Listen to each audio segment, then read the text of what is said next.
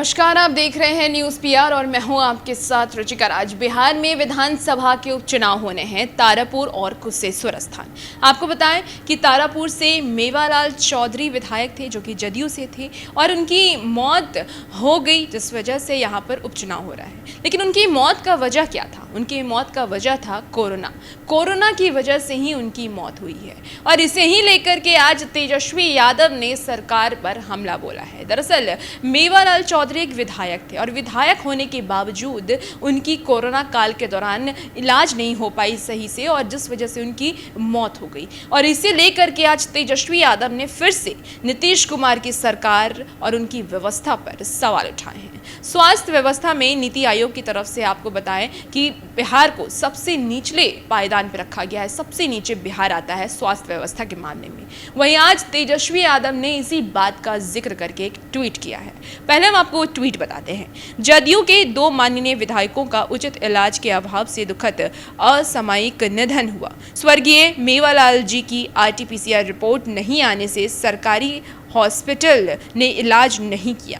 मौत के बाद रिपोर्ट मिली, सीएम और स्वास्थ्य विभाग के अधिकारियों ने फोन तक नहीं उठाया। अब नीतीश जी किस मुंह से उपचुनाव में वोट मांगेंगे? उसके साथ ही उन्होंने एक और ट्वीट किया है जो कि इसी स्वास्थ्य व्यवस्था पर सवाल खड़े करती है। दूसरा ट्वीट हम आपको बताएं कि 16 वर्षों के सीएम बिहार की बदहाल स्वास्थ्य व्यवस्था के लिए जिम्मेवार हैं। नीति आयोग की हालिया रिपोर्ट में भी बिहार देश में सबसे फीसदी है।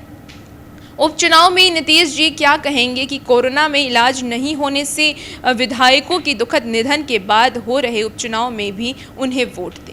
इस तरीके से अब सीधे तौर पर तेजस्वी यादव ने नीतीश कुमार पर हमला बोला है, क्योंकि इन दोनों विधानसभा सीट पर जदयू के ही विधायक थे। एक जगह से तारापुर से मेवालाल चौधरी थे तो दूसरी यानी कि कुशेश्वर स्थान से शशि भूषण हजारी थे और दोनों की ही निधन कोरोना की वजह से हो गई हैं। हमने देखा है कि कोरोना काल में जब दूसरी लहर आई थी तो किस तरीके से लोग बीमार हो रहे थे, डॉक्टर्स नहीं अवेलेबल हो रहे थे, लोगों को बेड नहीं मिल रहा था और किस तरीके की त्रासदी हमें देखने को मिली है और सरकार उस समय चुप्पी साधी हुई थी। और अब जब उपचुनाव होने हैं तो किस मुद्दे को लेकर के सरकार आखिर वहां जाएंगी और वोट मांगेंगी, क्योंकि उनके ही गढ़ के विधायक की मौत कोरोना की वजह से हुई है। और आज जो स्थिति बिहार में स्वास्थ्य की है वो आप सबके सामने है कि किस तरीके से अभी भी डॉक्टर्स और बेड की कमी महसूस हो रही है। नीति आयोग के एक रिपोर्ट के अनुसार स्वास्थ्य व्यवस्था बिहार की सबसे निचले पायदान पे है और इसी को लेकर के आज तेजस्वी यादव ने